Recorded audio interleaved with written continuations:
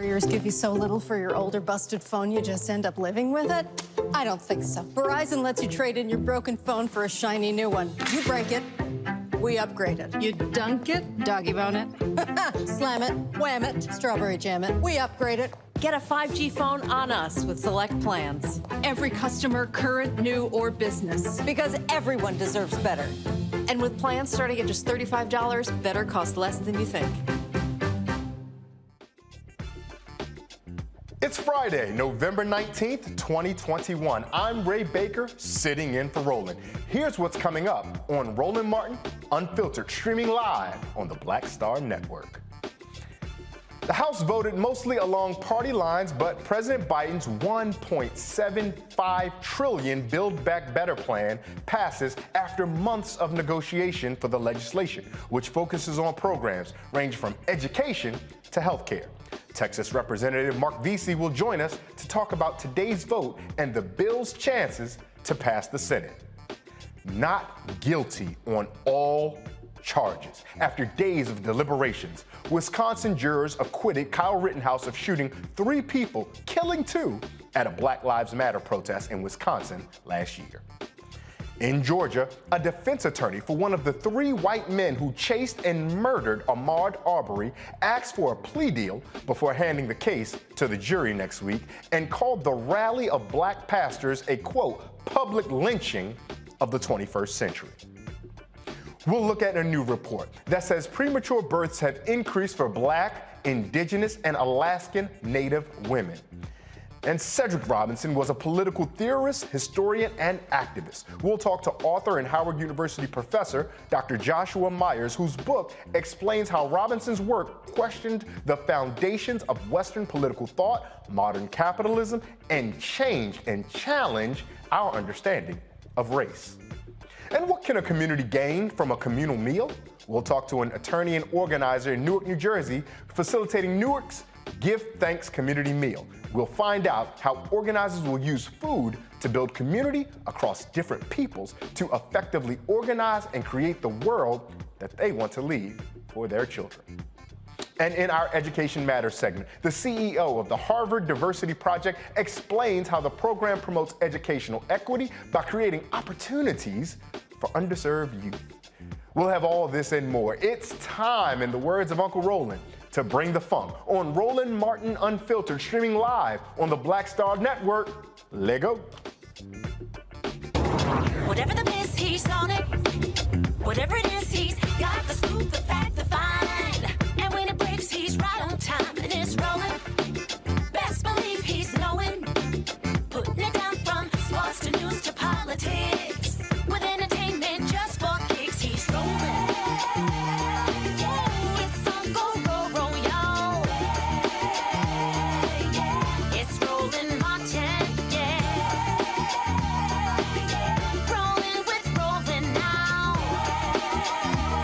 He's funk, he's fresh, he's real, the best, you know he's Roland Martin now.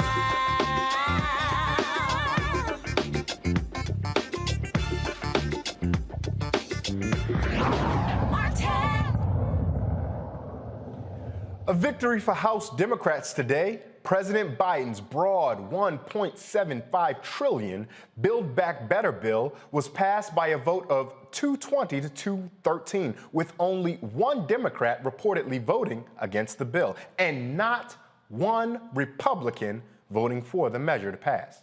Now, today's vote was supposed to have happened last night, but GOP leader Kevin McCarthy stalled with a record-breaking marathon floor speech overnight.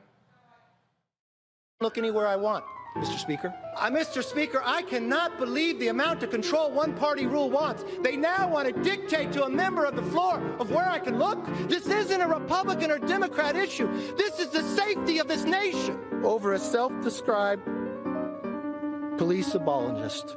So let this sink in. You're encouraging more of them to come. We think, that's a little unfair. The other countries got destroyed a little more than America. Jimmy Carter and Barack Obama. Gas prices, Thanksgiving, a border. And we went down the path with the doors open. America, you're weak. You're weak, America. You're weak because you believe in God and you take fentanyl. Yeah, I want to go back. What you just said is one of the most insanely idiotic things I have ever heard. At no point in your rambling, incoherent response were you even close to anything that could be considered a rational thought. Everyone in this room is now dumber for having listened to it. I award you no points, and may God have mercy on your soul. Now, included in the Build Back Better bill is everything from $555 billion to fight climate change, $400 billion for universal pre-K, $200 billion for child tax credits, $200 billion for 4 weeks paid leave, $165 billion on healthcare spending, $150 billion to expand affordable home care, $150 billion for affordable housing, and much more. It will now head to the Senate, where it is expected to face some challenges. Now, joining us to discuss this and much more is Texas Representative Mark Veasey. He joins us from Fort Worth, Texas. Congressman, thank you so much for making time for us and joining us here on Roland Martin Unfiltered. Good to be with you. Now, there's an immediate sense of an uphill battle because we know this is going to go to the Senate. But for right now, should Democrats and most Americans feel optimistic, would you say, about the passing of this bill out of the House? Yeah, absolutely. We should feel optimistic. We got this bill passed after negotiations and after offering the Republicans even help contribute instead of just trying to tear things down. And we finally got a product passed out of the House of Representatives that's going to help people with health care costs, child care costs, clean air and clean water. So, yeah, I feel great about it and think that its chances in the Senate are going to do very well. There's probably going to be some negotiations and some changes that may be made over there. But at the end of the day, I think that we're going to have a product that's going to make it to the president's desk, just like the infrastructure bill, that families, that moms, that all Americans can be proud of.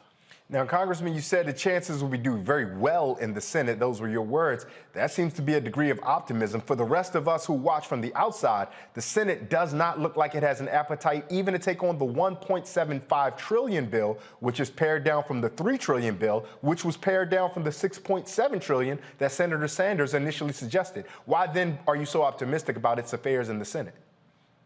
Because it's going to help all 50 states, and any senator that may be holding out is going to look at this. And you know, in West Virginia, for instance, they want clean air and clean water. In Arizona, Senator Sinema wants lowered child care costs, lowered health care costs. And so at the end of the day, we are going to get this passed. It's going to be historic, just like the infrastructure bill was. And it's going to start to help America rebuild from the effects and the mismanagement of COVID-19 under the Trump administration. And only after not even an entire year in office yet. Remember, President Biden was just sworn in on January the 20th. People think that it's been a couple of years. No, President Biden was sworn in on January the 20th of this year. And so his tenure hasn't even been an entire year yet.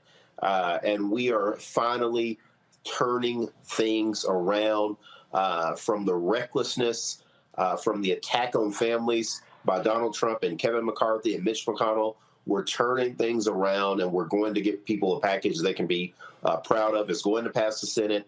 I'm very confident of that. It'll pass the House, and it will make long-term substantive changes. Now, Congressman Veasey, so many people talked about the ideological difference within the Democratic Party. Some folks wanting a larger, more expansive bill that may cost a little bit more money. Other folks saying that we need to pare it down to compromise to get it done now, and then we can come back and try to accomplish some of those goals. The child tax credit, for example, only existing for one extended year is something that folks want to make a little bit longer. What type of suggestion do you have for those who want that type of programming, that type of help for middle-class families, but it might run out after a year? What type of words do you have for those folks that say we will come back and assure that working families will ultimately be taken care of for the long haul? Yeah, I think that for that, obviously it needs to be long-term.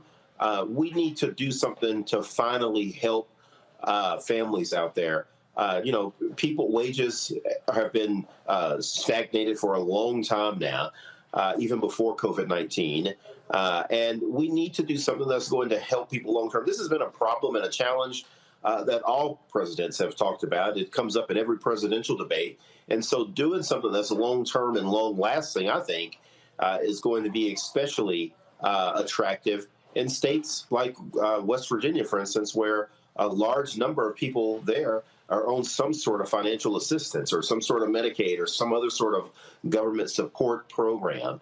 And I think that these changes that we're talking about, once we can get them funded long term, that they'll be just as popular as Medicare, Social Security, Pell Grants, any other sort of long-term project that we've had or program that it was designed to sort of help people bridge that gap so they can have some upward mobility in their lives. And so that's the way that I look at it, and think that because of that, we will be able to get this passed, particularly when people start going over the details of these bills and they start to think about what the infrastructure bill that was already passed, what that's going to do, for instance, to help alleviate some of the congestion that we're having with our trucks and at our ports, that people will say, hey, we need to give Build Back Better the same sort of chance and give it a closer look, because these things that are in here, they're going to help my family. And I have no doubt at all that we'll get them passed. Congressman, you make a great point. So many Americans have the opportunity to experience the effects of public policy and find themselves liking it. But I'm curious how you respond, at least now that it's first passed, to critics who offer that this is loaded with benefits that will only be effective or beneficial to the wealthiest Americans. Things such as reductions or limits in local and state tax deductions, some critics argue that that's only going to be beneficial to the wealthier Americans. Tax credits for electric vehicles, hypothetically. Electric vehicles cost so much, only those Americans who have a decent amount of income or wealth already will be able to benefit from that. What case do you make then to say that this is actually a more broad-based plan that affects everyday Americans that might not have that kind of income?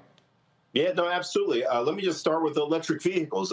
My city is actually a finalist for a large electric vehicle company that is that's thinking about relocating here. We're at the very top of the list, is my understanding, for a Rivian plant. It'll bring 5,700 jobs. The more investment that we make in cleaner vehicle infrastructure and tax credits will eventually allow them to scale so those vehicles can be more affordable for all Americans. It used to be, take for instance, the cameras that you see on the back of cars, the reverse cameras. Those used to only be on very high-end vehicles like BMWs. Now they're on all vehicles because they've been scaled. And so that's the same thing that we're doing with electric vehicles. And by providing these tax credits, it'll scale them. It'll save families money by being able to recharge the battery at home every night versus going to a gas station. And so I think that the investment that we're making right now is going to definitely pay off, not just in the long term. I think that you're going to see more and more middle-income families investing in these vehicles the more widely available we make these tax credits, because they are interested in these vehicles. But we need to do more to help them. And at the end of the day, whether you're rich, whether you're a working family, whether you live in the North or in the South, it doesn't matter, because we'll all benefit from the effects of the clean air that's going to be, that we're all going to be able to breathe and benefit from. We have some of the highest asthma rates in the country here in DFW, and a lot of it affects Black families. The more we get these cleaner vehicles on the road, it's going to help all of us breathe a little easier. And again, everybody wants to be a part of this new cleaner technology that's going to be driving our lives. Congressman, this is a substantial investment, undoubtedly. $1.75 trillion is significant. There may be space that could input for more that would perhaps benefit even more of us. But to your point, hopefully this initial investment will demonstrate to so many Americans a larger groundswell for the follow-up packages. Support to you and others who do want that bigger package and who want to come back for it a little bit later on. And when you do, we hope that you'll come back and have that conversation with us here. Absolutely. Thank you so much for your time. Thank you. Turning to our panel, we're joined today by our good friend, Michael Imhotep, the host of the African History Network show. We're joined by Candace Kelly, a legal analyst, and by Kelly Bethea, JD. Let me make sure we give her all of her credit and all of her flowers, a professional communications strategist. Thank you all for joining us. The Build Back Better is clearly right here, and I want to start with you, Kelly. Is this something folks should be optimistic about? As I mentioned in my conversation with Congressman Veasey, we're seeing already that this was initially introduced as $6.7 trillion from Senator Sanders, was pared down to a $3 trillion idea. Then Senator Manchin had some objections, and what passed is 1.75. We are not going to poo-poo on the fact that this will affect people's lives, but didn't that diminish some of the effect that it could have on the pool of Americans? Kelly, what do you think? It did, just objectively speaking, because more money means more resources that will go to Americans that need it the most. But, you know, $1.9 trillion is still nothing to sneeze at. This is still a substantial bill. Pair that with the infrastructure bill that just passed on Monday. I think we can really make some headway for Americans and making sure that the Build Back Better plan that Biden has envisioned will actually come to fruition in the way, or at least close to the way that he envisioned. But at this state, frankly, I'm tired seeing year after year us scrambling to find money, scrambling to reconcile the budget. This bill is already paid for. So that was a real big selling point for me in terms of when I was looking it up and researching it and the like, the fact that it's not necessarily going to add to the debt that that America already owes. It's already paid for, and the programs, meaning if it's already paid for, the plans in the bill should be able to roll out expeditiously, as opposed to having to wait for things to happen. But at this rate, you know, and I joke with friends about this. Currently, the United States is really like in a welfare state that can afford a Gucci belt. It's like you can afford the belt itself, but you can't sustain the lifestyle. And bills like this help us afford the lifestyle. So kudos to Congress and getting at least this much passed so we can literally build back better. Michael, Kelly talked about the idea that we continually find ourselves fighting for scraps. Meanwhile, and quietly, a broad consensus passed a $7 trillion defense appropriation spending, and there was not any types of fighting for scraps there. How should you advise viewers and listeners to reconcile this challenge of there being enough money for defense quite regularly, but not always enough money for human capital, literal physical capital? How do you advise viewers or listeners to square that circle?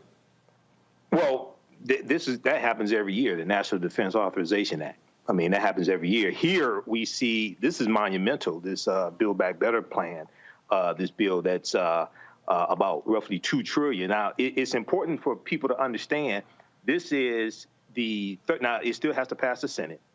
It may be scaled back a little in the Senate and then goes back to the House. But when this passes, this will be the third major bill this year that Democrats have passed. The first one was the $1.9 trillion American Rescue Plan in March of this year that a lot of people really don't talk about. Then you just had the infrastructure bill that just passed a couple of weeks ago, signed into law. You just signed into law this past Monday, $1.2 trillion. Then you have this one here. So, and this is over 10 years.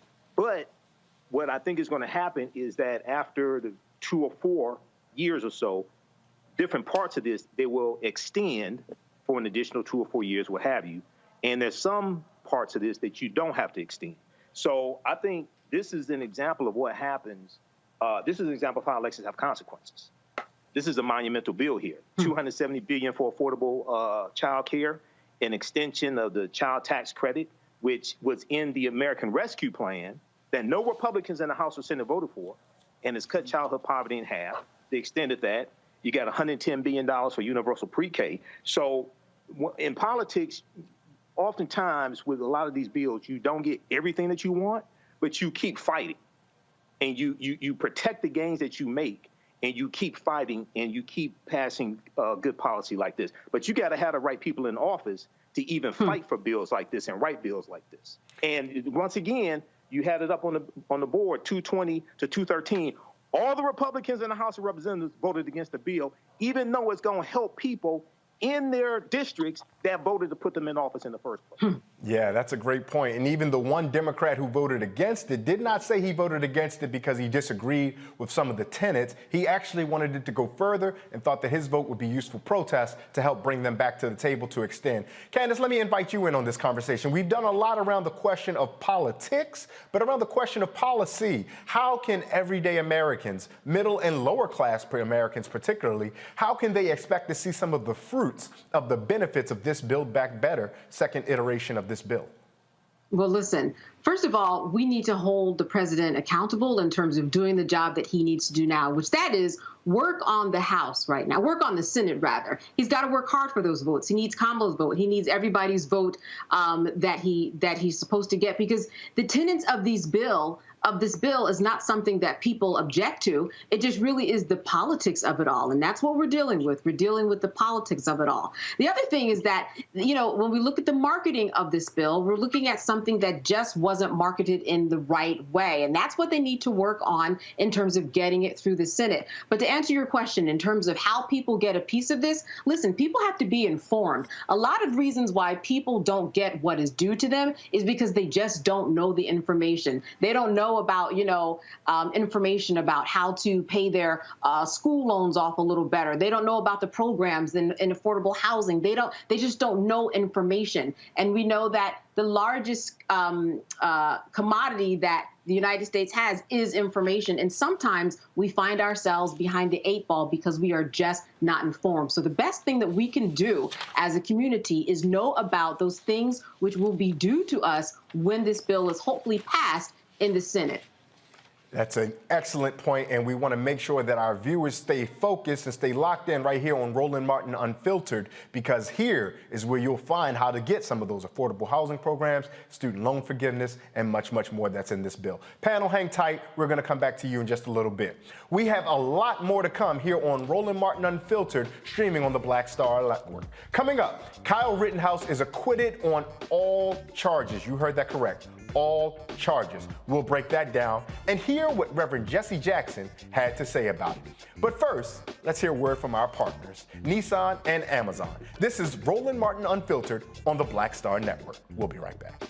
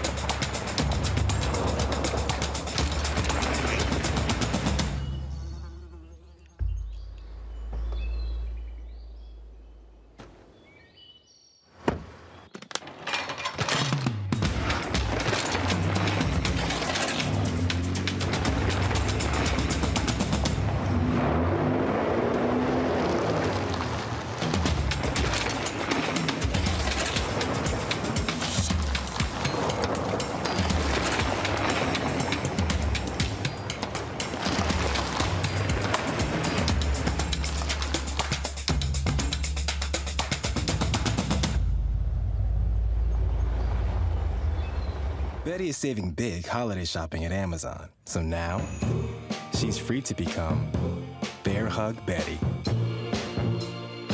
Settle in, kids. You'll be there a while. Ooh, where you going?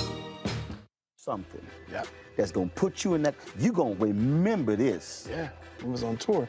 So Brian wanted to be the headliner. Now, you're headliner with New Edition. So we're like, okay, you wanna be a headliner? Not a problem. Since you think you big, that big and bad, okay? Yeah.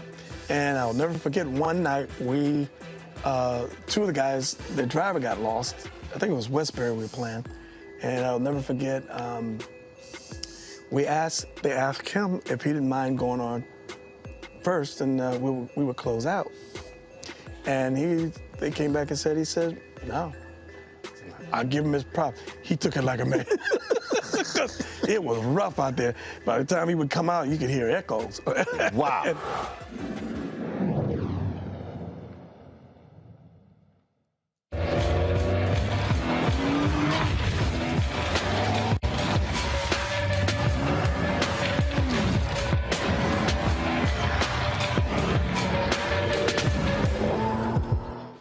My name is Charlie Wilson. Hi, I'm Sally Richardson Whitfield. And I'm Dodger Whitfield. Hey everybody, this is your man Fred Hammond, and you're watching Roland Martin, my man, Unfiltered.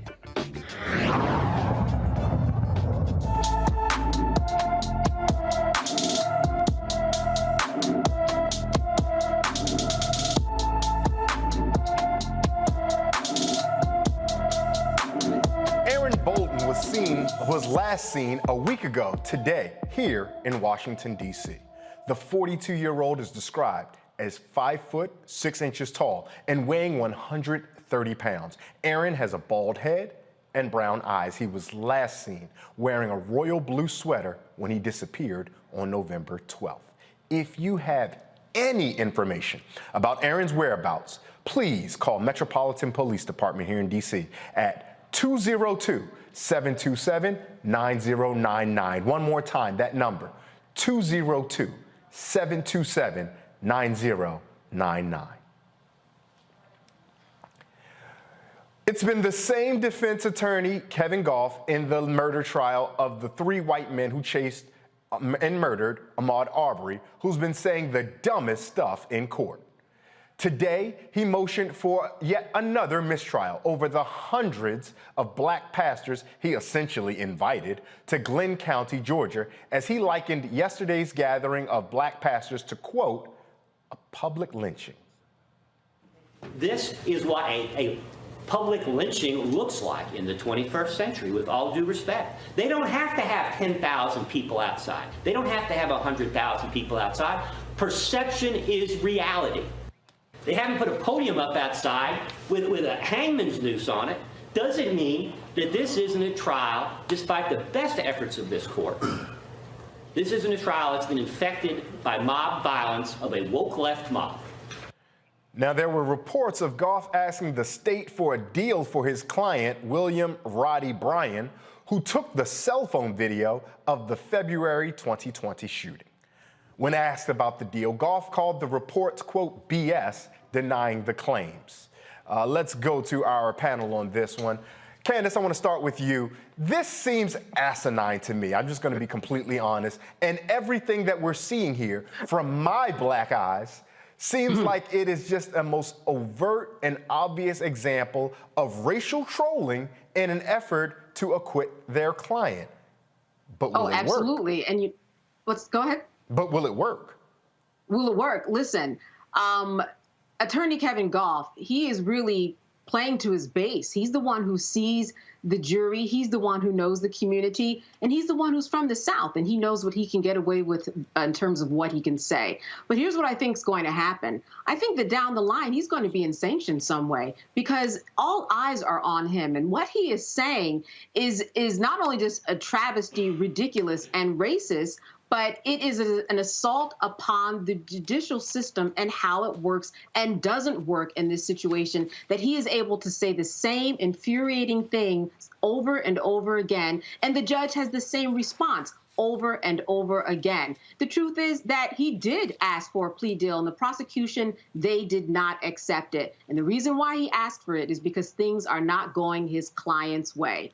He has to have faith in his client so that the jury can have faith. If he doesn't have it, no one does. And that's why we know that he believes that this is a lost cause, because he sees what you and I see. He sees a bunch of defendants who admitted on record, who admitted and testified on, in their recordings, evidence that came into play that said that they had no idea why they were chasing this man down the street, that there was not any threat, any harm to their well-being. And in that case, self-defense wouldn't be available to him. And that is what's going on with them. This is America. This is what we see. We are not seeing only America on trial. We are seeing the justice system on trial. And mostly we are seeing the South on trial. Kelly, real quick, the song says, don't know much about history. I'm a volunteer, don't know much about legal, right? But you have the JD after your name. This doesn't feel like an effective strategy when one lawyer seems to be sabotaging his own client's case, which will in turn sabotage the co-defendant's or other defendant's case. Help me out, fix that where I don't understand correctly. Well, correct me if I'm wrong. Yes, I have a JD, but so does Candace. But my understanding is no, it's not necessarily.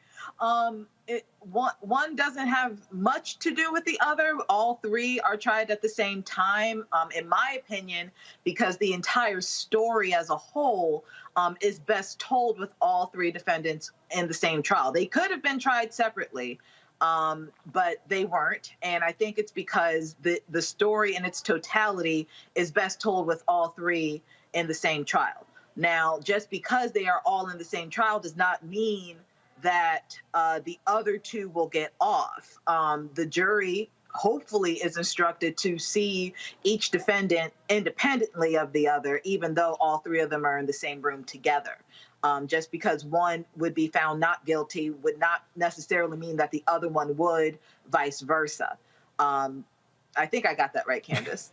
Yeah, no, you did. And I did not mean to insult or disparage Candace. We know Candace has a JD. And so we also want to recognize her legal expertise. Michael, let me ask you this.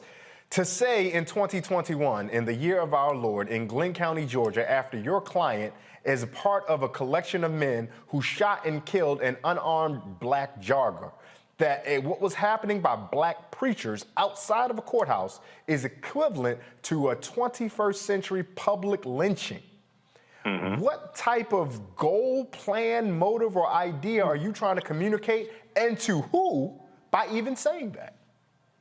Well, defense attorney Kevin Goff is trying to appeal to one, maybe two white jurors from the South, who they're all Southerners, but one or two white jurors who will be sympathetic to these good old boys, and they have a hung jury. Okay, they'll say, okay, he's not guilty. All right, and we know it has to be unanimous. 12-0 has to be unanimous. So now this is after he kept hitting on this point. Okay, first it was Reverend Al Sharpton, then it was Jesse Jackson, but it was actually Reverend William Barber III, Reverend William Barber II. He didn't know the difference between the two of them. I guess all light-skinned African American pastors with wavy hair look alike.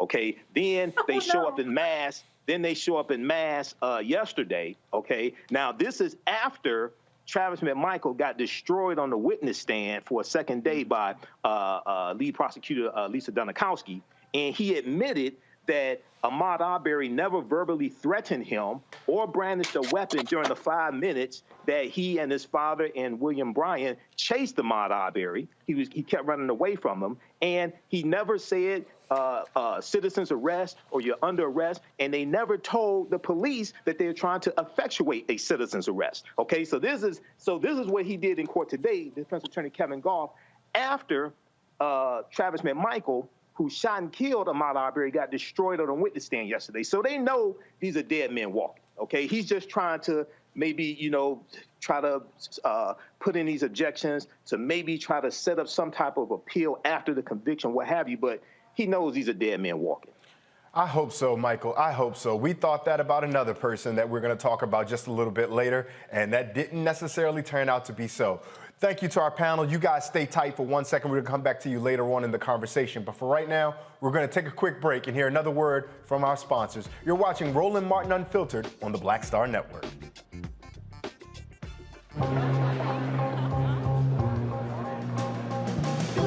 Are the stars out tonight?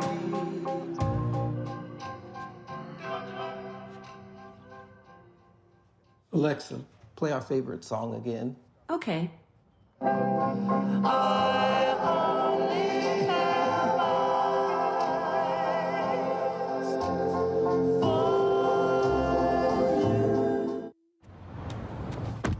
Oh, that spin class was brutal. Well, you can try using the Buick's massaging seat. Ooh, yeah, that's nice.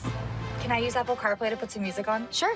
It's wireless. Pick something we all like. Okay, hold on. What's your Buick's Wi-Fi password? Buick Envision 2021. Oh, you should pick something stronger. That's really predictable. That's a really tight spot. Don't worry. I used to hate parallel parking. Me too. Hey.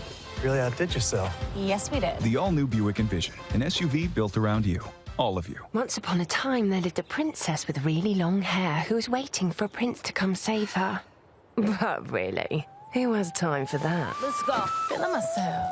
I'm feeling myself. She ordered herself a ladder with Prime one-day delivery, and she was out of there. I want some hood girls looking back at it and a good girl in my tax bracket. Now, her hairdressing empire is killing it. And the prince, well, who cares? Prime changed everything. Yo, it's your man Dion Cole from Blackish, and you're watching Roland Martin Unfiltered. Stay woke.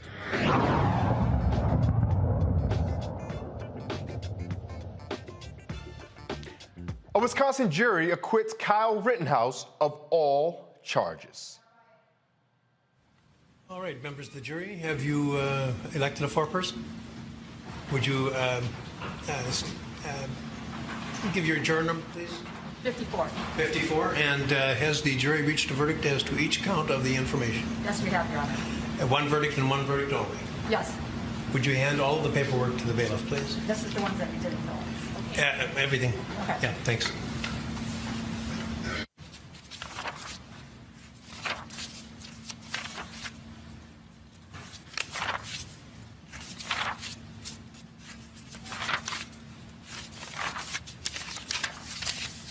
The defendant will rise and face the jury and hearken to its verdicts. State of Wisconsin versus Kyle Rittenhouse. As As the first count of the information, Joseph Rosenbaum. We, the jury, find the defendant Kyle H. Rittenhouse not guilty. As to the second count of the information, Richard McGinnis, we, the jury, find the defendant Kyle H. Rittenhouse not guilty. As to the third count of the information, unknown male, we, the jury, find the defendant Kyle H. Rittenhouse not guilty. As to the fourth count of the information, Anthony Huber, we, the jury, find the defendant Kyle H. Rittenhouse not guilty. As to the fifth count of the information, Gage Grosskreutz, we, the jury, find the defendant Kyle H. Rittenhouse not guilty. Joining me now jury, is senior news and politics reporter at Essence Magazine and Essence.com, Malaika Jabali, who's been following the case. Malaika, thank you so much for taking time to join us for this conversation. Absolutely, Ray. Thank you for having me.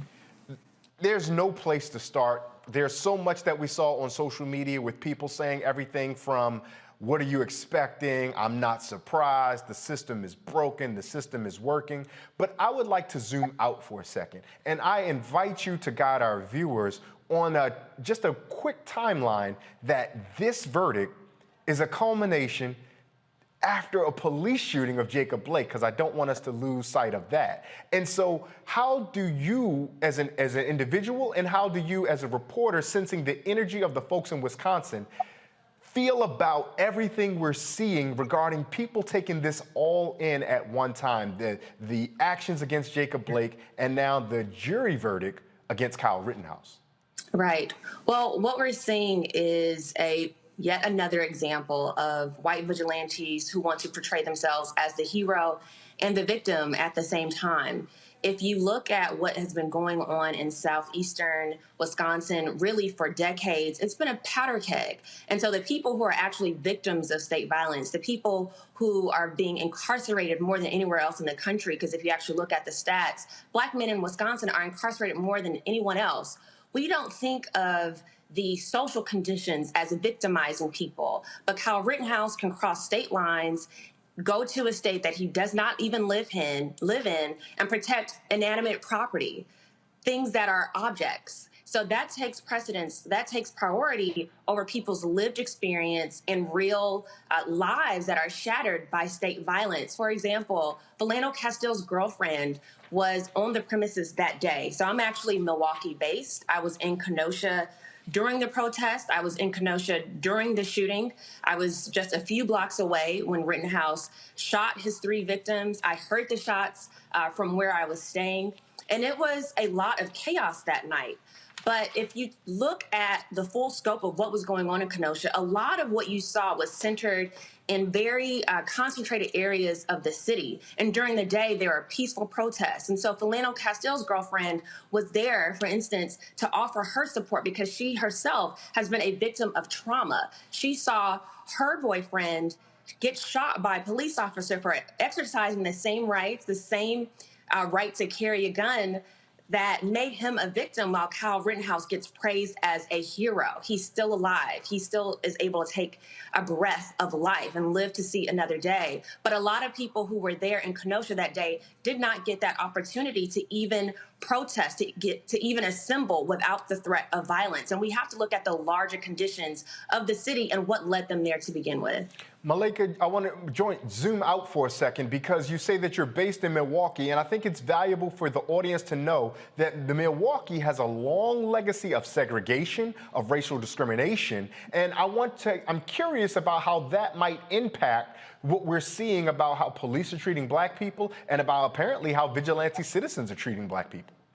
Absolutely. Well, for one, it gives vigilantes more leeway and makes them comfortable knowing that they have an entire system that is going to support them. So in light of people who are protesting ongoing violence, ongoing incarceration, and just to remind you all, this is built up frustration. The reason why, and the importance of creating this context is so that we're not just looking at the 3 seconds of a video where someone is claiming defense. We have to also look at things beyond the legal system and look at what is just. Is it fair that people who have been enduring income inequality in the city in the state for so long, in that region in southeastern Wisconsin for so long, is it fair that they can't even protest without armed vigilantes coming in there and threatening them with guns? Because Kyle Rittenhouse wasn't the only vigilante. There were groups of them who were protesting and arguing down and barking back against people who have lost loved ones, who've lost brothers, who have lost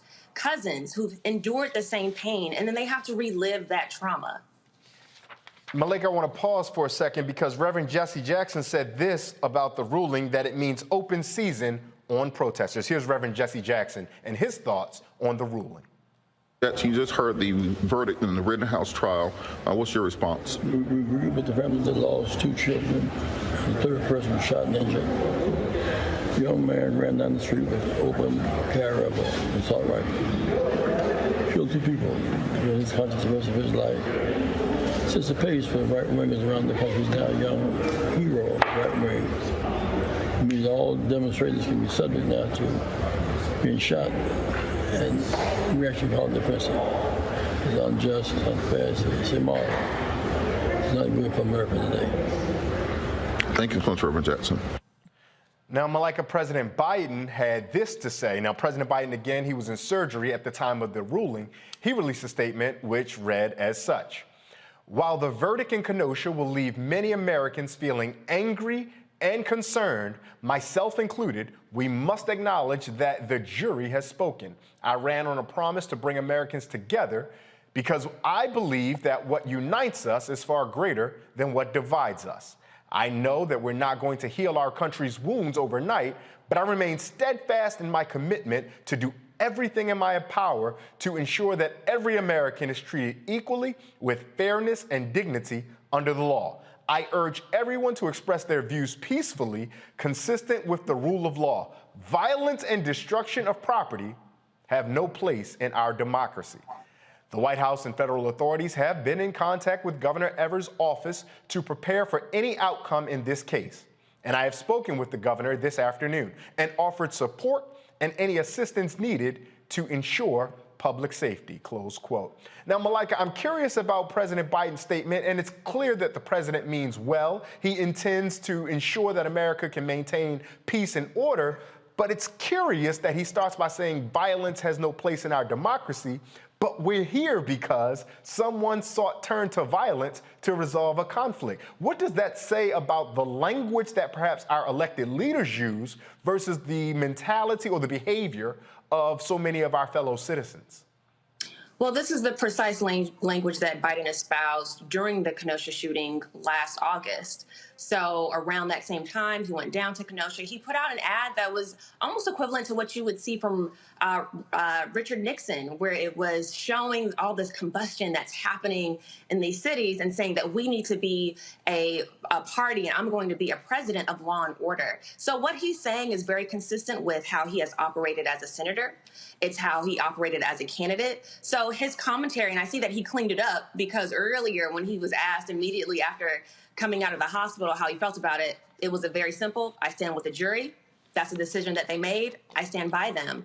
And so there is this automatic belief in the legitimacy of a system where for decades it has been subjective. You have people who are basing their assumptions about what is reasonable based on how they feel in that position with something, with an activity or some sort of action that's imminent. And so for them, sure, it's reasonable that this kid who could be my grandson or my nephew will cross state lines and want to protect a used car lot. But for everybody else, I think their lives matter a little bit more than a used car lot, which we should remind the watchers here, the audience, that the owners of that car lot said they didn't even ask Kyle Rittenhouse to be there. Kyle Rittenhouse reached out to them. He texted them. They met in person. They didn't say that they needed any protection. So he took it upon himself to be a white knight. And then you have an entire legal system and you have a president that tries to substantiate the legitimacy of a system that somehow keeps exploiting and keeps taunting almost Black people and those who are looking for justice. Malika, we're going to let you get out on this, but I do want to ask, and I apologize if the question's a little difficult for the time that we have for you to answer it.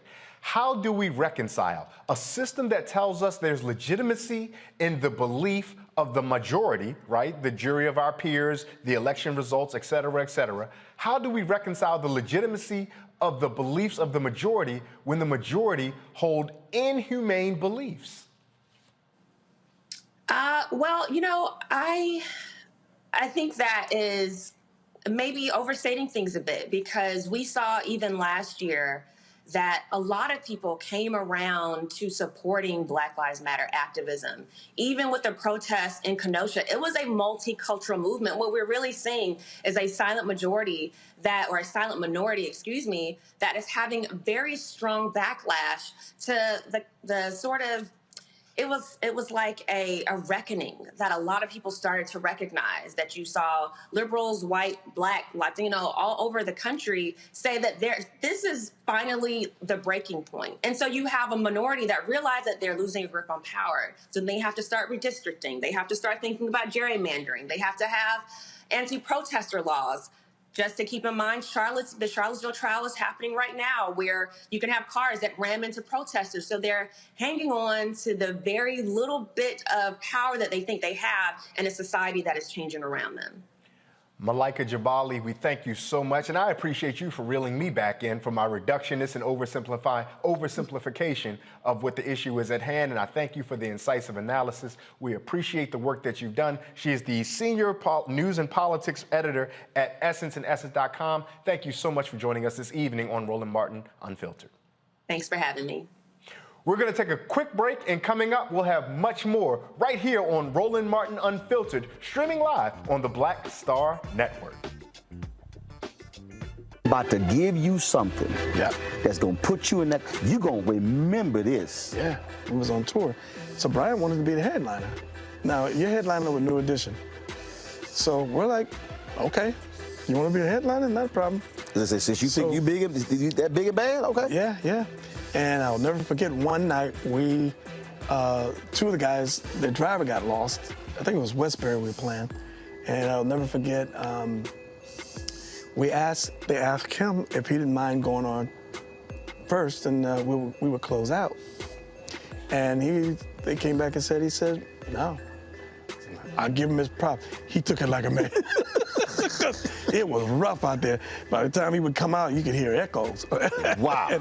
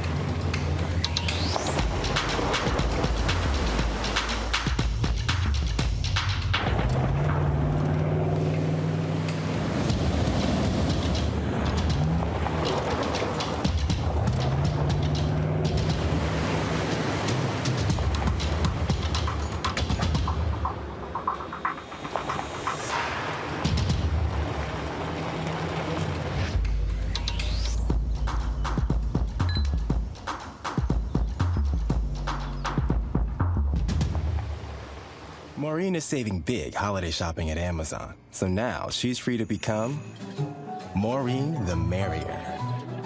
Food is her love language, and she really loves her grandson.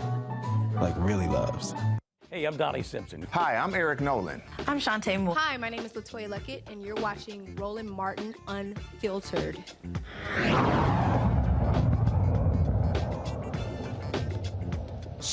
So much talk about critical race theory, race this, race that, but so few people have actually done the reading.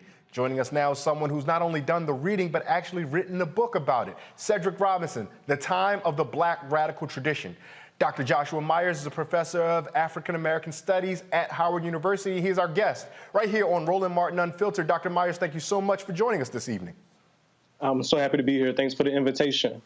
Cedric Robinson may be a person that many of our viewers might not be as familiar with as we would like for him to be. What's a broad scope or broad look at what folks should know about Cedric Robinson? Wow. I think people should know that he was a Black studies scholar. And I think that's probably the easiest and quickest way to characterize his perspective on the world.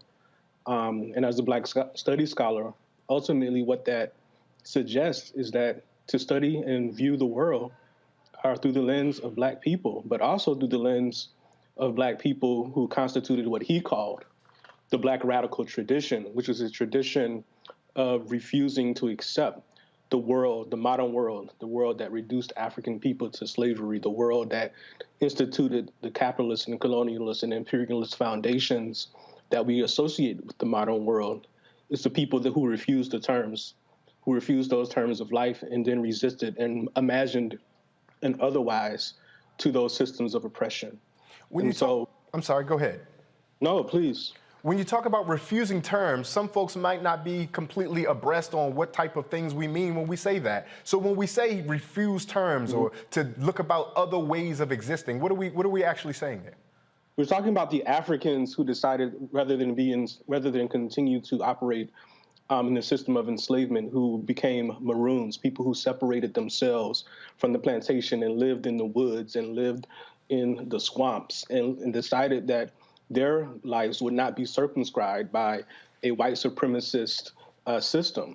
And so we have the legacy of those Maroons. We also have the people who decided that they would openly revolt against slavery. And so Robinson is part of a tradition of Black studies where the revolt of our ancestors is actually normative. It's not exceptional. And so we tell the stories of the Haitian Revolution, Queen Anne of the Maroons in Jamaica.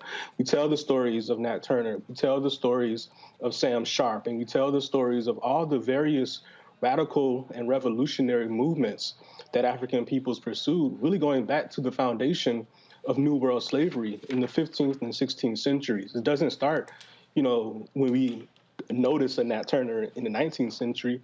Nat Turner is heir to a tradition that was over 300 years old by the time he emerges. One of the things you talked about is this idea of we tell the story, we tell the story. So many people hear Black studies as you led talking about Dr. Robinson and think it's a history question. But in conversation and reading some of your earlier work, Black studies, Africana studies is far greater than history. What is Black studies? What is Africana studies if it is not reduced to the discipline of history?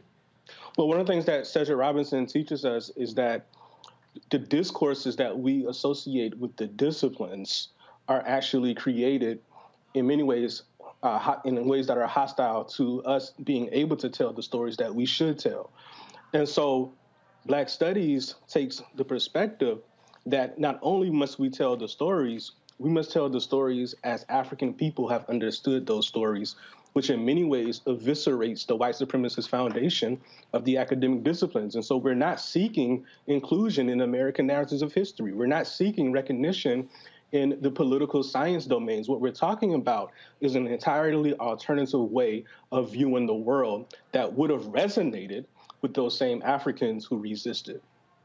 So often we talk about the theories, and you outline theory very well here, but we understand, particularly Black folk in the United States, we need our material needs met.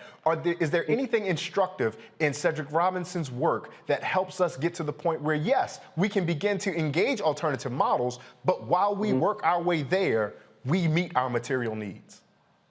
Well, certainly. I think part of the tradition of resistance is enslavement, colonialism, imperialism don't in fact help us meet our material needs. And so we actually have to practice, as we pursue a different world, we have to practice the alternatives. And so I think about the enslaved Africans who became Maroons, who then would take it upon themselves to provide a kind of living situation otherwise, which meant that they would often take food away from the plantation, right?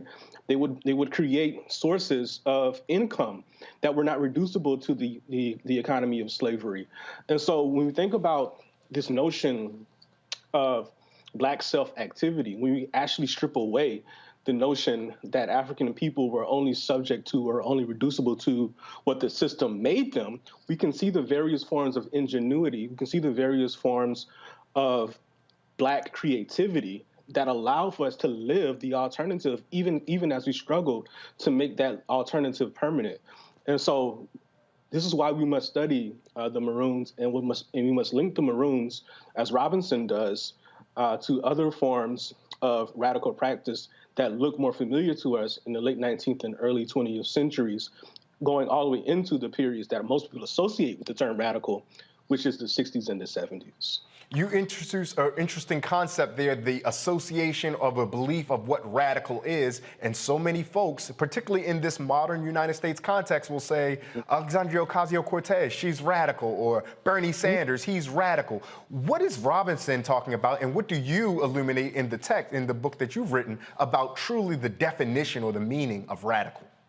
For Robinson, Black radicalism is, again, about the refusal of the terms of white supremacy. And what we have to actually do is link white supremacy to the modern world system, which is another shorthand for the ways in which we live today. And so he's refusing the idea that the state form is the only form for human life. He's refusing the notion that the capitalist world system is the only form of living in terms of our relationship to the market and the economy.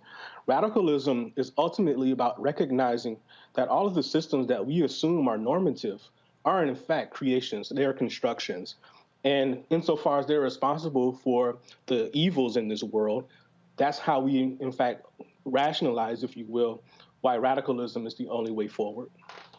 What do you hope students of Dr. Robinson and ultimately your students who read this text will take away from this work that you've put together? Well, I think part of it is we want to offer a guide to how to read a Cedric Robinson. Because what we have now over the last 5 or 6 years, in the wake of his own transition, is that his name is becoming more and more popular. And so what we have to make sure happens is that the study process, the ability to take his text and actually root out those elements that are necessary for our revolutionary struggle in this current moment, are actually honestly and cogently outlined and elaborated. And so I hope this book serves as a guide for people who want to actually dip their toes into this very important scholar who is only representative of this very important tradition of radical scholarship. Dr. Myers, I'm going to let you get out on this, but I do want to ask about this. So often we think, oh, theory and radicalism and racial capitalism, that's for the really smart people like Candace and Kelly and Michael. They wrestle with all this stuff. But I went to one of your book talks before, and you talked about the everyday reading groups, the construction worker and the domestic servant, the farmer, and all those folks who read. How do you invite or encourage those of us who are blue-collar workers who come and log on and watch Roland Martin Unfiltered just to get our information? How do you invite us to access some of this material that, when we start talking about racial capitalism, can feel really heady? It's interesting because the foundations for Robinson's life is actually in the kinds of study groups that you just mentioned, which were not really fancy academic study groups. They were actually study groups that were rooted in the community, that were rooted in those elements of Black folk who wanted to actually interrogate the world around them. I mean, so we're talking about labor unions, we're talking about scholars without portfolio, people who are on the streets. And so that, I think that shows up in very important ways in his intellectual work. And it's up to people, I think, to really be purposeful in honoring the tradition of study, which, if you understand our tradition, it's not really connected to the fancy academic context. It's connected to those Africans who were in the 19th century, right after slavery, who decided that they wanted to read, and they developed these circles, at night as they are, stealing away and going into these sort of communal spaces and figuring out what it is that they needed to know. These were the secret schools, right? And then after enslavement was over, they simply continued that process. They created these institutions underneath the official institutions. And so it's actually connected to radicalism to read. It's connected to radicalism to study. It's in our tradition.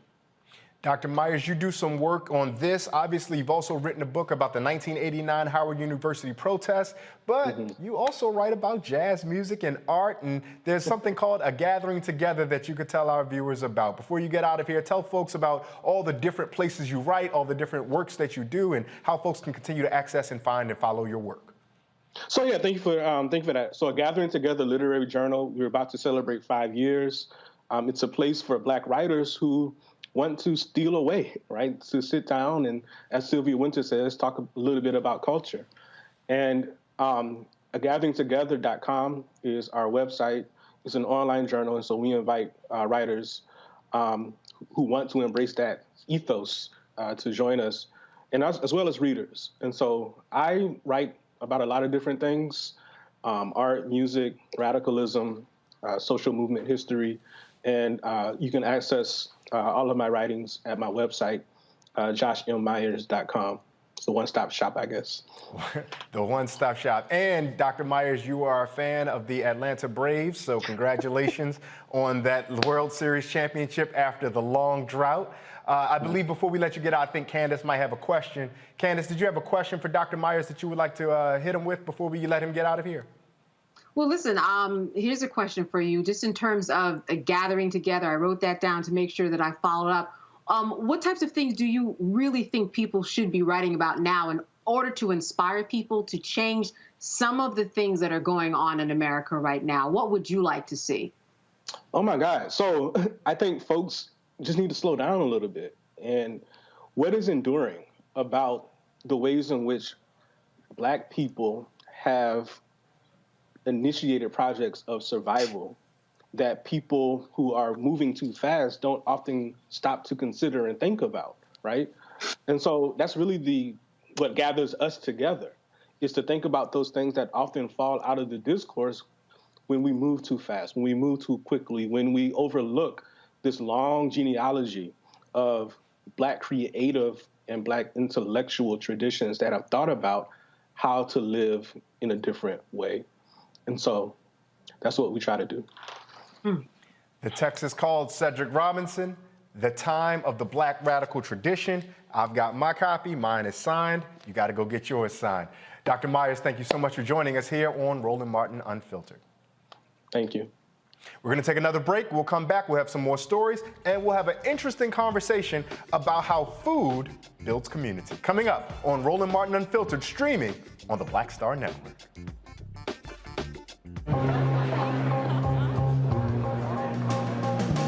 Are the stars out tonight?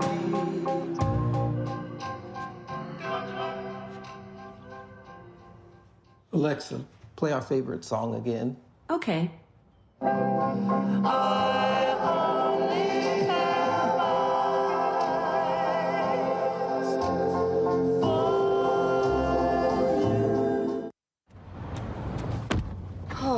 That spin class was brutal. Well, you can try using the Buick's massaging seat. Ooh, yeah, that's nice. Can I use Apple CarPlay to put some music on? Sure, it's wireless. Pick something we all like. Okay, hold on.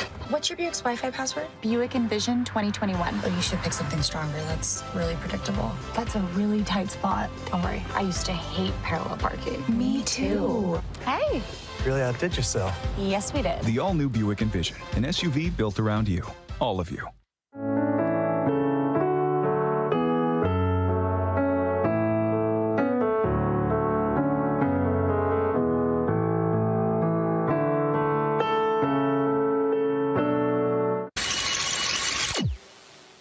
Today in our nation's capital, standing in front of the highest court in the land, I can only use my few minutes to set the record straight. You see, I'm the preacher who supported Joe Manchin in Charleston, West Virginia, the downtown church. Over 2 decades I've known him. And I'm the preacher who supported him in a way of even commercials that aired.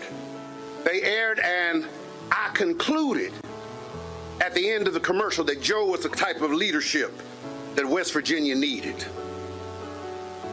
But then, Senator Manchin, I have to stand before people today to say I looked into the eyes of the people who attend my church. See, you call them voters, but I call them members. You call them voters, but I call them congregants. You call them voters, but I call them family and friends. And I had to answer the questions, and I had to boggle and grapple with the issue that they said, you said that giving them anything in the state of West Virginia would cause them to have an entitlement mentality. I got a question, who's doing the entitlement? I'm just here to remind you, Joe, that the constituents of West Virginia are the ostracized, the parenthesized, the marginalized, the kicked to the curb, the least, the lost, the left out, and the looked over. I need you to think about them, Joe, when you are thinking about the Build Back Better plan, voting rights, and ending the filibuster. That's the type of leadership that West Virginia needs. So, Senator Manchin, I would be remiss if I didn't remind you that the Bible says some things about leadership and how to lead. I'm a preacher of the gospel, so I got to sermonize just a little bit. Timothy says that a leader is one who loves what is good. This Build Back Better plan is good. Ending the filibuster is good. Matthew says, whoever's a leader, let him first be a servant among you. Paul says that leaders should be humble and think of others before they think of themselves. But most importantly, I think it's Solomon that I love, because Solomon says that a leader seeks the counsel of others. And in the abundance of counsel, you will find victory. That's why we're here. That's why I'm here. That's why we're lifting up our voices. That's why we are here on these steps. That's why we're trying to get his ear. Be the leader we believe that you would be, and that we voted in a ballot box for you to be. That's the kind of leadership that West Virginia needs.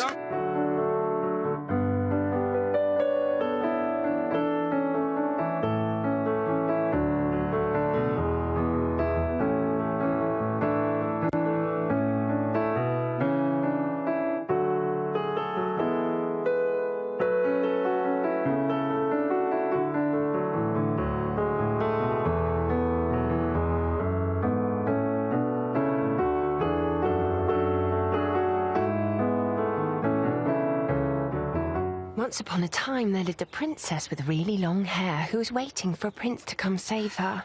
But really, who has time for that? Let's go.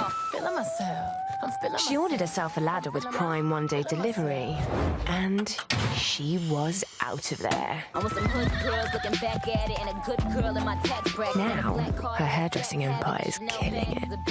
And the prince? Well, who cares? Prime changes everything. What's up, what's up? I'm Dr. Ricky Dillard, the choir master. Hi, I'm Amber Stevens-West from The Carmichael Show. Hi, my name is LaToya Luckett, and you're watching Roland Martin Unfiltered.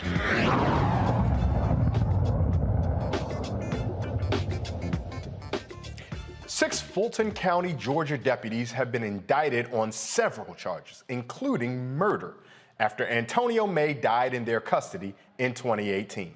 Now, May was beaten, pepper sprayed, and repeatedly tased, exposing himself to deputies while in his cell. May suffered from mental health and substance abuse issues and was not placed in an appropriate medical observation unit, even though he himself told officials he was suicidal. According to May's attorney, May eventually became unresponsive and died of cardiovascular collapse due to physical restraint.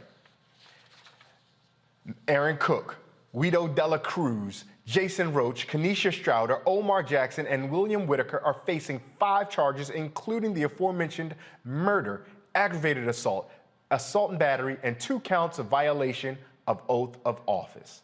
The May family filed a wrongful death lawsuit in 2019. This story is complex, has a lot of layers, and Roland Martin Unfiltered will keep you up to date about all the developments of that particular story. Now, 3 teenagers driven by racial hatred, or racism plainly, were behind the swatting calls that brought major police responses to the home of one of the leading Black Lives Matter activists in Los Angeles. The juveniles are accused of 2 swatting calls. Now, real quick, for those who don't know, swatting is when you call the police and have authorities sent out to a location when there is not an emergency there. It's quite honestly a false alarm. Now, they sent that targeting the home of Melina Abdullah, a co-founder of BLM LA. The teenagers, aged 13 to 16, connected through social media and are suspected of causing, get this, more than 30 bomb threats and swatting incidences across the country. As we mentioned earlier, swatting refers to these phony emergency calls that were made to attract police to particular addresses without cause. We're going to bring our panel in for those 2 stories, talking about the deputies in Georgia as well as the swatting calls. Michael, I'll start with you. We started our show listening to and thinking about and receiving the news about the teenager, Kyle Rittenhouse, getting out for murder. A teenager. And now we're again seeing teenagers motivated by their racial animus, or quite simply racism, if we don't want to use those $20 words. But we also know that as a society that's going to be humane, we should have justice and mercy and kindness and understanding of teenagers. How do we balance those 2 competing ideas, that racism is causing harm to our people, but we also recognize the humanity in teenagers?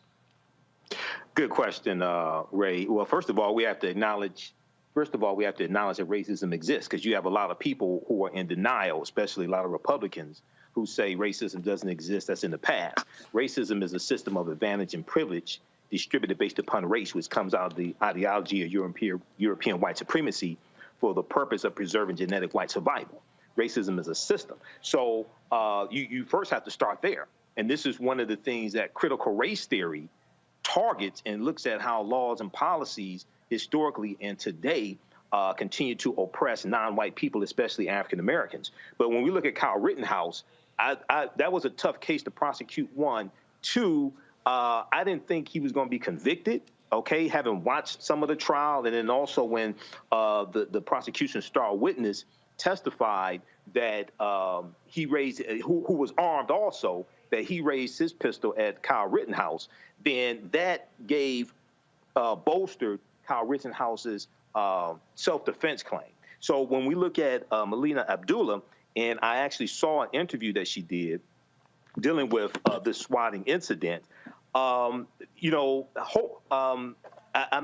hopefully these 3 white teenagers operating out of white supremacy and racism, hopefully they'll be prosecuted fully, because this is very serious. She could have been killed, okay? She could have been killed with these swatting incidences.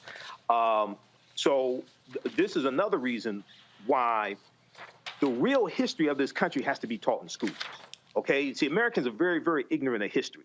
And you also have this false lost cause myth that's been pushed for about the last 150 or so years, dealing with the fact that the Civil War, or the myth that the Civil War was fought over states' rights, which totally distorts all this history post-Civil War, Reconstruction era, et cetera. So 1, I'm glad the sister is still alive and can still talk about what happened. 2, these teenagers need to be prosecuted to the full extent of the law. Candace, we think about the idea of racism and the states' rights that Michael alluded to, and quite honestly, it was a matter of state rights. The states' rights to be racist and continue to move slavery across the country. But so many Americans, particularly those who may not be sympathetic to where I presume, and forgive me for assumptions, the 4 of us might stand, would say, what's the big deal? No one was hurt. It's not a problem. We should just relax, give them a slight slap on the wrist, and call it a day. How would you respond to the critics who may say that? Well, first of all, disclosure, Melina Abdullah was my roommate at Howard University. But I will say this. Yeah, these young men who went online, first of all, got together and allowed themselves to get riled up the same way that Kyle Rittenhouse did, the same way that Travis McMichael did, going online and using these galvanizing people around them to support what they did. they do need to be made examples of. The same way that Kyle Rittenhouse is now has set a precedent, vigilante is allowed to do when they go out on the street, have a gun when they're 17 years old, have their mother drive them across state lines in order to carry out a mission that was never assigned to them. We need precedent here. Melina could have died. Her children could have died. They put her whole family at risk over and over again. So I don't think that they should really tread lightly, especially when these teenagers are smarter than we think. They know all about it. I mean, they are joining groups and they are, online creating discord in more ways than we imagine. Let us not underestimate how smart they are. Of course, let us not, underestimate how stupid they can be too. But if we let these people go, what does that say about how we see this act, which, as you said, could have led to her death? And that's really what the question is here. Why are we allowing them to, or why would we allow them to continue to do this and not go hard on them when someone could have died? We've seen people die in lesser situations. Kelly, I think it's fascinating that Candace introduced the word Discord, because there's actually a communication platform called Discord that so many young people engage on and communicate with one another. Again, we're going to get into a place where we have to do some balancing here. And you as a communication professional, I'm curious how you see this. How do we balance that we police this digital space where so much of the grounds that is ultimately leading to harm for our people, for people who care about justice, the conversations on the internet? How do we police that space to ensure the collective safety of all of us, while also providing the freedom that we need to be able to communicate freely with one another? I mean, that's an excellent question. And honestly, that question stems from how we view the First Amendment. I think that traditional press and media has done a fairly excellent job regarding what can be published, what can't be published, the whole notion, especially in journalism, of trust but verify, and then verify again. Even though the First Amendment exists, that is not license for you to just say whatever comes across your mind and not anticipate a consequence. And unfortunately, since we do not have any laws on the books regarding internet regulations, that is, they have not been updated since, I want to say, 1996 or something to that effect.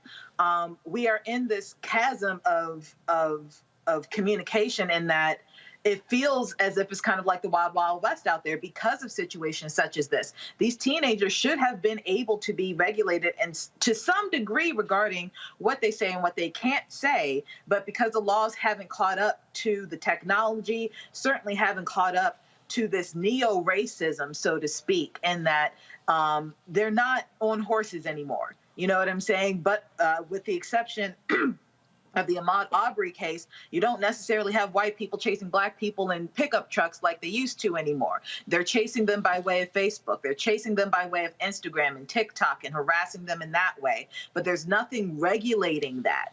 But specifically when it comes to the LA teens and the swatting, that takes it to a whole nother level, because it's not just about free speech. It's not just about the communication of your ideas and how they combat with someone else. That's taxpayers' dollars being wasted. SWAT team is no joke. You have tens of people coming to the house expecting basically terrorist level emergencies, and only to find that it's someone just chilling in their house, as they are allowed to do. They have the right to do that. And the trauma that is incurred on, honestly, both sides of that. SWAT doesn't want to go to a house that doesn't need their help. And certainly people who are in their homes don't want SWAT in their house when they don't need SWAT in their house. So, and all of that is paid by tax people's dollars. So it's, the teenagers are being infantile here. They're being treated like true ignorant children. They knew exactly what they were going to do, but we are really babying them and coddling them, very likely because of their whiteness. And in any other case, they would be, upheld, like anything would be held to the highest extent of the law regarding their actions. Same with Kyle Rittenhouse. I want to try to fit this in before we get out of time. But I also don't want to undermine the seriousness of the charges.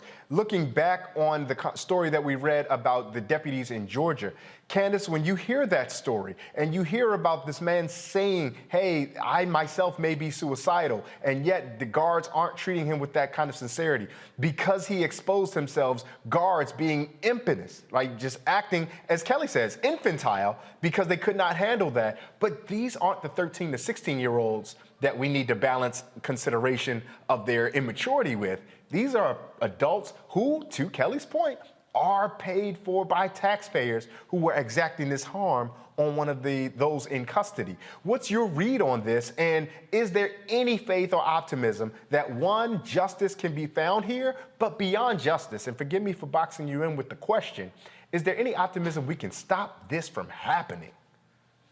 Well, certainly they are adults. But listen, they are adults that need more education on how to handle people in those types of social and mental crises that we know about that they often do not know about. When we look at police training, they go, 1 or 2 years?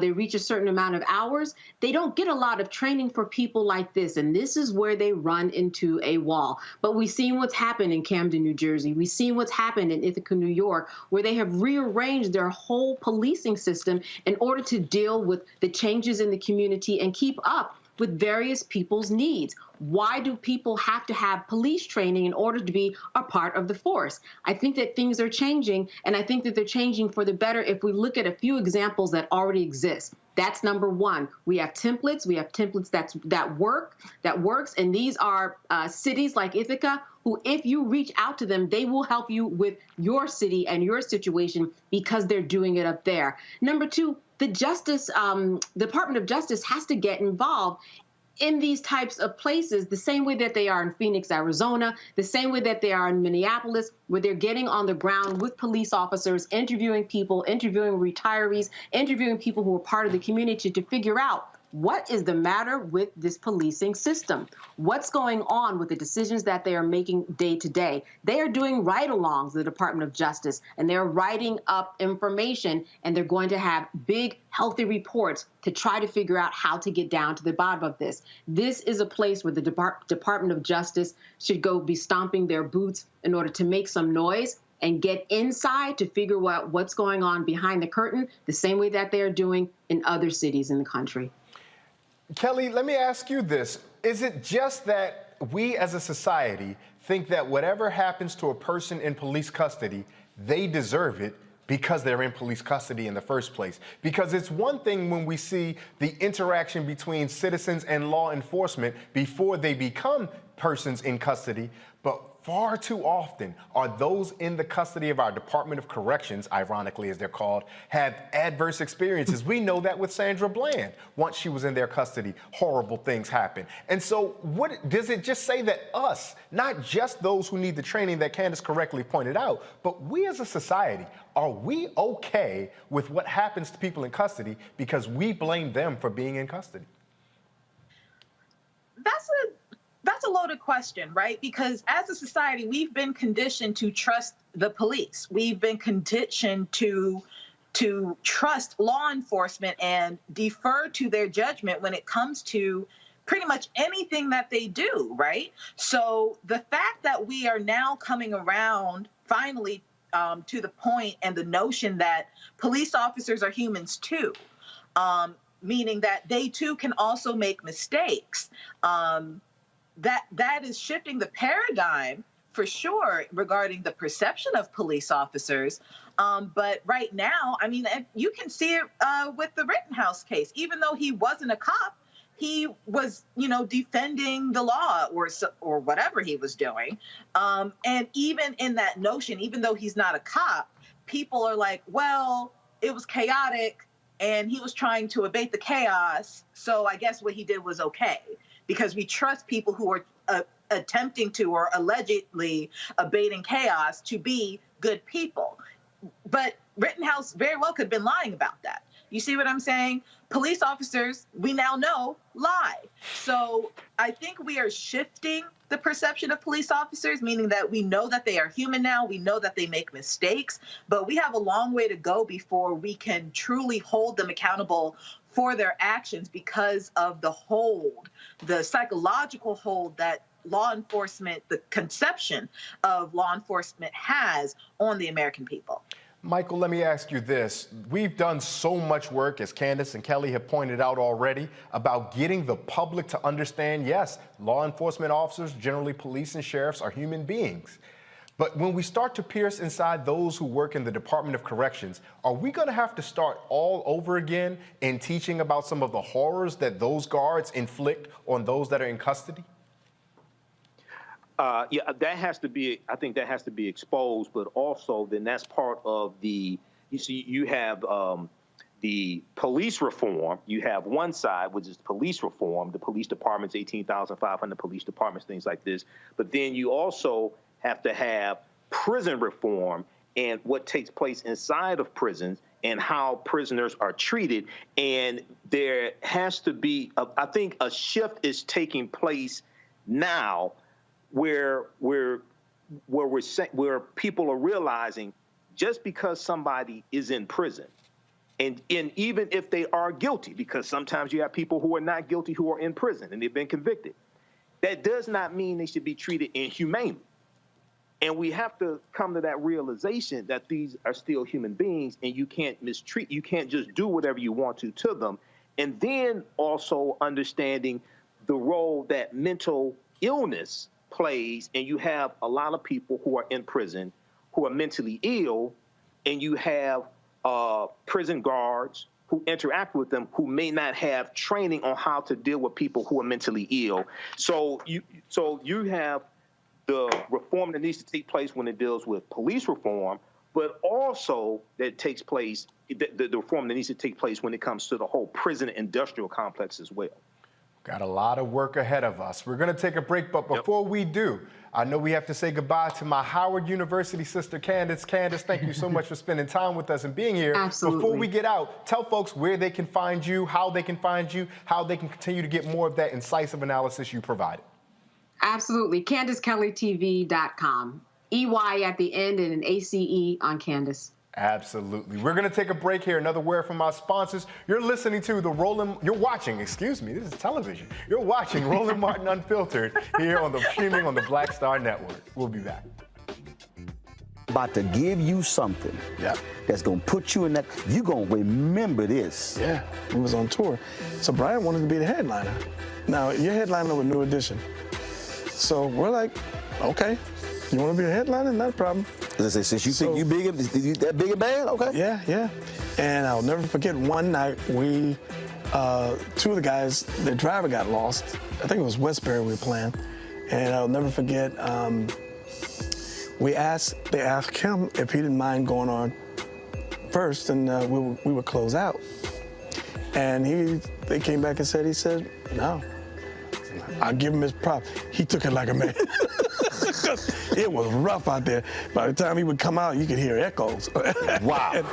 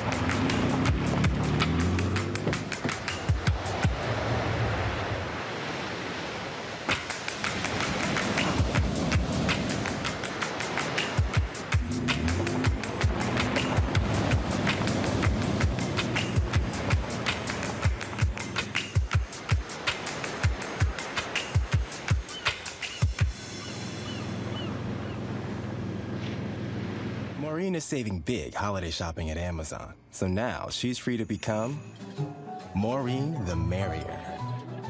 Food is her love language, and she really loves her grandson. Like, really loves. What's up, y'all? I'm Will Packer. Everybody, it's your man Fred Hammond. Hi, my name is Brescia Webb, and you're watching Roland Martin Unfiltered. And, well, I like a nice filter usually, but we can be unfiltered.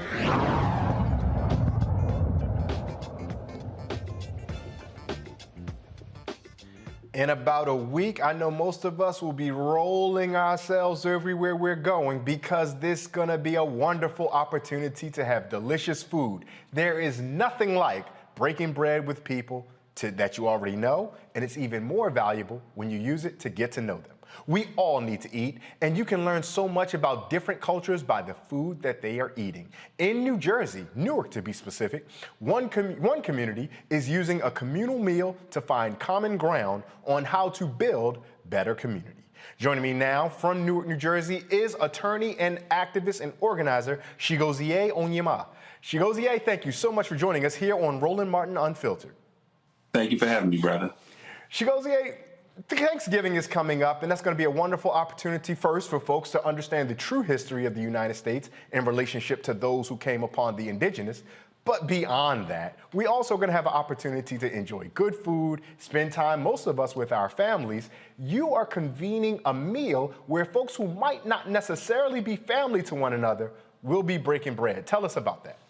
Yes, sir. We are hosting a community meal on Tuesday, a couple days before Thanksgiving. And the hope is to bring different folks from the community, and by the community we mean the West Ward, bring different folks together to break bread, get to know each other, and to really try to deal with some of the challenges that we have in the city. Newark, like many other parts of the country, has been experiencing more violence. You know, just this week, I want to say it was on Tuesday, we had one of the most violent nights that I've seen in the city's history. There were about 5 different shootings, 8 different victims, and we think that bringing folks together and unity can sort of help us try to resolve some of these challenges that we've been seeing in the community. For those who may be unfamiliar to organizing, make the connection for us between eating food and stopping violence. Yes, I think for most of us, man, I think the main thing for us is that we want to bring people together in the same space. I think that one of the things that violence does is it tears our communities apart, right? I think it's much more difficult to be violent or to commit some sort of, physical harm to anybody who you know a little bit and your relationship is rooted in love. So if we bring folks together, if we create different spaces for folks to eat, to get to know each other, to break bread and build with their neighbors, we think that we can kind of reduce some of the challenges that we have, whether it's around violence. We've had a lot of different issues in our schools now. So we think we can kind of reduce some of those challenges if we put folks in some of the same spaces and give them an opportunity to get to know each other, talk to each other, and sort of talk through what the kind of issues that they may have had in the past, or maybe prevent developing those issues in the future. You talk about relationship building and folks knowing or not knowing each other. I'm thinking specifically about how the pandemic that we are trying to come out of, not completely out of, but getting back to life, might have complicated that even more. How do you think that this meal addresses the distance that was exacerbated by the pandemic? Yeah, man, I think, for the past year and a half, a lot of us have been apart, and we've experienced a ton of challenges. I know there's been a lot of loss. Me, myself, I lost my father. Different folks in the community have experienced loss as well. And, this is really the first Thanksgiving since the pandemic began that we can sort of think about some larger gatherings. And I don't want to say that we're beyond the pandemic by any means, but it is one of the first chances to bring our community together. And so we're excited about that opportunity to do so. Condolences to you on your lost father. We definitely feel awful about that, and we're grateful that you're able to use that as an opportunity to build bridges and make connections. Now, I was reading a little bit about the meal, and you guys are going to have traditional, what we would call black soul food. You're also going to have Latin cuisine and African diasporic cuisine and menu. For those of us who might not be so familiar, fill in the gaps on what Afro-diasporic cuisine might be. Sure. So my family's from West Africa. I'm Nigerian, and one of the things that we love to eat are things like jollof rice. So we're going to have jollof rice there as well, and we also going to have some Haitian food. We have a strong Haitian community inside of the West Ward, so we'll bring some black rice to the table. So the whole idea is to really just bring a variety of different cultures together that's very representative of the West Ward. We have a strong Latin American community inside the West Ward, so we want to bring those folks together as well. And, when we share cultures, we think that folks also get a chance to know each other a little bit better, too. Now, Chigozie, I got a full disclosure. I know you personally. You're, like Candace, a Howard brother of mine. And I know that if you start talking about jollof rice, and Roland's got a large audience that supports him, some of the folks are West African themselves. You cannot just say, I'm West African, I'm Nigerian.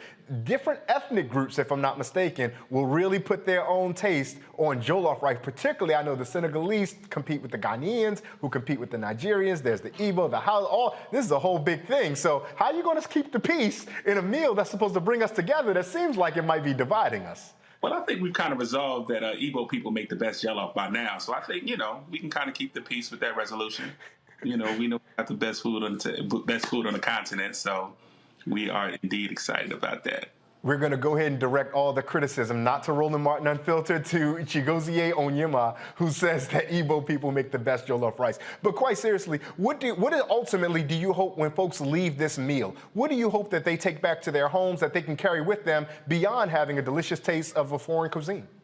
Yeah, I think for us, it's about thinking about anti-violence work, man, and not just the kind of physical violence that I just talked about, but really, the violence of food insecurity, the violence of food deserts. So I think our presence, the meal that we're putting together, we're also going to give out some turkeys as well, so that we can kind of deal with the fact that some folks might not be able to get access to turkeys. But we want to try to deal with all different kinds of forms of violence through this one initiative, and then hopefully we can build on this and create different opportunities for folks to come together as well, so that we can model the kind of communities that we want to build, not just in the Westwood, but throughout the city of Newark and really throughout our country.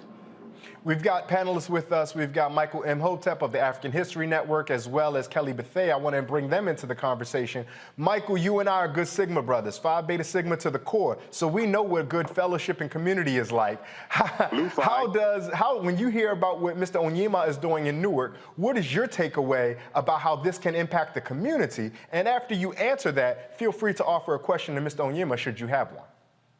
Absolutely. Well, I think this is a good thing when we can bring people together from different cultures. We can bring Africans together, continental Africans, African Americans, people from Latin countries, Latin American countries, Spanish-speaking countries, and we all have commonality as well.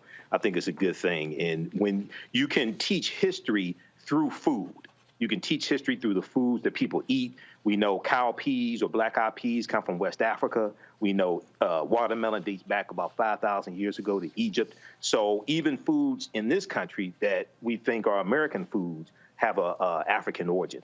But a quick question for Chigozie. Can you talk some about the relationship between African cuisine and Latin cuisine? And because we know that Africans were taken into Spanish colonies conquered by Columbus, like originally Jamaica was a Spanish colony, and Haiti, Hispaniola was Spanish, and Cuba, things like this. And is there an influence from the foods that the African Moors took into Spain when they go on in 8th century AD, 711 AD? Is there an influence that we still see today as well in these foods that you're going to have at the celebration? Yeah, I think there is. I think that, when we think about the African diaspora, we also think about Latin America. So when we say we want to talk about diaspora food, whether it's in Brazil, whether it's in the Dominican Republic, we are also talking about, Latin food becomes part of our diaspora in that context. And there's no doubt that there's influences, I think, all across the board. I think that even if you look at sort of the South, right, we talk about New Orleans and red rice, the similarity. Rice and jollof rice, I think, are one of the things that we can kind of think about in that context. So there's always that cultural continuity that I think, whether it's with Africans going into Spain or whether it's Africans the slave trade to the Americas. I think we see that the foundation is always rooted in some of where we originally come from. So in that respect, I think, yes, you are absolutely right that, we're really just talking about food from the continent and throughout our diaspora. Yes. Yeah. Yes. Kelly, let me bring you into the conversation, because every time I see you, Kelly, you look dressed to the nines, like it's just perfection. And I know there's no way that you can eat as good as these folks are going to eat on Tuesday with the beautiful hair and the great makeup and the well done. Oh, absolutely not. I know you can't do that. So how would you recommend that folks show up to a function like this where we know we're going to break bread and socialize, but also folks are going to want to put on their best self and present in their best way possible? Kelly, how would you recommend? And also, if you also have a question for Mr. Onyema, feel free to offer it after you answer. Sure. So ironically, Thanksgiving Day might actually be the one day that I don't dress up for company. Like, I make sure that everything has some type of elastic and drawstring so that I don't have to worry, because I'm usually cooking. So I don't want to be, I got to have my hair back. I got to have, the leggings and the tennis shoes on because I'm walking to and from, making sure people taste this, make sure it tastes great, all that stuff. So I don't know how you want people to be presented at this function, but I imagine comfort and cute would be sufficient for Thanksgiving Day in Jersey. I do have a question, however. Do you have any plans, given that food insecurity is a 365 thing, it's a 24/7 thing? Are there plans to do something regarding this matter, fighting this matter beyond Thanksgiving Day, specifically regarding food deserts? That's a huge problem.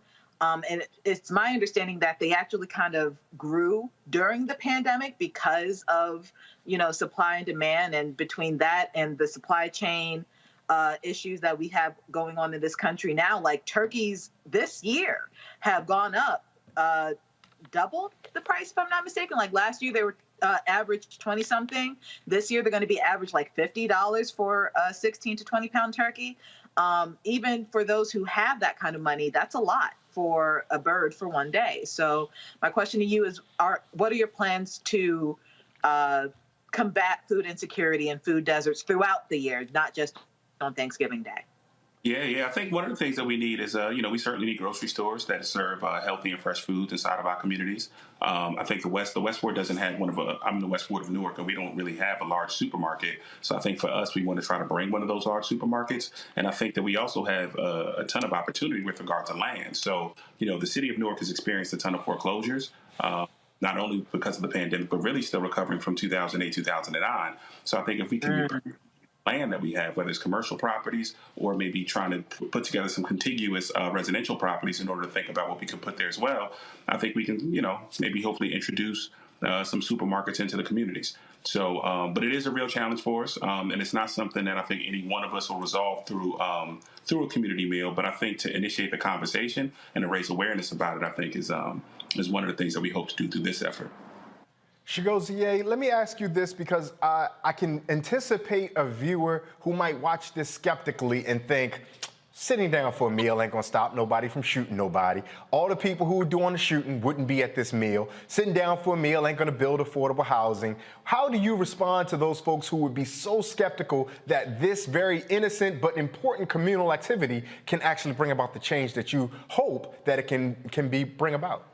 Yeah, I think that you fight ugliness with beauty. You know what I'm saying? So I think that violence is ugly, and I think you create beautiful things and beautiful spaces in order to deal with some of that ugliness. I think so often we point directly to policing, and I think that police have, some role to play in responding to violence, but I think as a community, we have a much larger role. And I think that the beauty that we bring to the space can look like a range of different things. So a community meal is only one of the tools in our toolbox that I think we can bring to bear. But I think there's a range of social programming, recreational opportunities, mentorship programs, and just different ways in which we need to engage with our young people who are perpetrators and victims of the violence, but also just some of their families who've either lost loved ones or who've seen loved ones maybe go to prison, or just know some of the things that their loved ones might be involved in the community. I think bringing all of us together is certainly a step in the right direction, even if it's not a panacea to the larger problem of violence. I've got one more. We're going to let you get out on this. We've been calling it a communal meal the whole time, but the idea of what the solutions are moving forward are not simply rooted in just what you have to offer. They're going to be collectively developed. How do you hope that this communal meal not just brings people together to get to know one another or meet one another, but also can be the seed to help the community collectively decide for itself what its future in the West Ward will be? Yeah, I think, I was talking to a friend of mine. She runs the Grassroots Foundation, and she gives away turkeys at a residential complex called Georgia King Village. And when she gives out the turkeys, she noticed that seniors weren't coming to get turkeys. And so one of the things that she thought was, how do we find ways to engage seniors? And one of the ways that she thought was through a community meal where you directly target seniors, bring them to the community space and allow them to share a meal. So I think part of what we want to do, all of our organizing ought to be informed by people's actual material needs, right? So that that means that it requires us to have conversations with folks, talk to folks about what they want to see in the community, and then we can collectively work to provide some of that. So the community meal sort of comes out of that effort, talking to folks, having conversations, and asking folks, what would you like to see? And in that process, we've had folks tell us, we want folks to come together, have different kinds of conversations, and just create space for us. And so we're trying to create some space through this process. And I think organizing always has to come through that sort of grassroots, ground level effort to have conversations with folks and to try to make real the kind of things that we discuss. Chigozie, how can folks find more information about the community meal? How can they sign up, RSVP, whatever they need to do to ensure that they can sit down with the folks from the West Ward in Newark? And is it also open to folks who might not live in the West Ward? Absolutely. The community meal is open to everybody. It will be at 350 West Market Street inside of Newark, New Jersey. So that is the old fish market near Georgia King Village, between the Georgia King and the McDonald's. We welcome everybody to attend.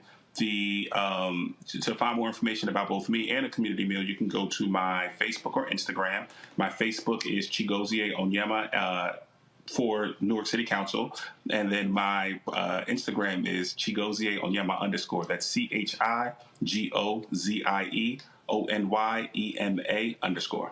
So you know where to direct all of your complaints about who makes the best jollof rice. My Senegalese and Ghanaian friends will surely be in your inbox. I'm not going to name names, but there's somebody who might be working with us right now who snickered a little bit when they heard that Igbo people are the ones who make the best jollof rice. We speak truth to power, my brother. So Chigozie, thank you so much. Happy holidays to you. Best of luck to you and all the folks in the West Ward on this communal meal in building the future that you all want to see. Thank you for taking time for us. Thank you. We're going to take a break. We'll have more stories on the other side. You're watching Roland Martin Unfiltered, here streaming on the Black Star Network.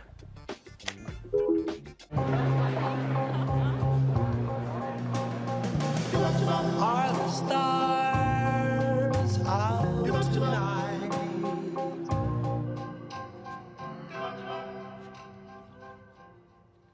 Alexa, play our favorite song again. Okay. I only have eyes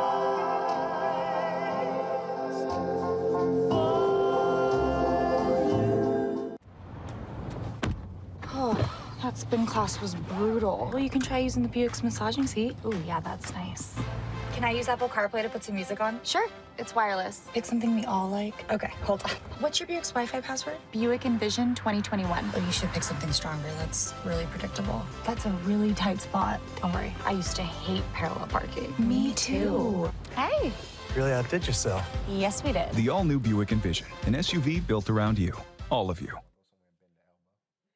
Betty is saving big holiday shopping at Amazon. So now, she's free to become Bear Hug Betty. Settle in, kids. You'll be there a while.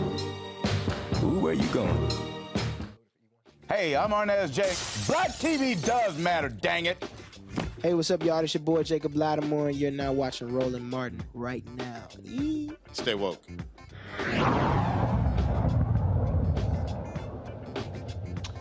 A new study finds premature births are unfortunately on the rise within communities. Premature birth occurs when a baby is born at least 3 weeks before its expected due date.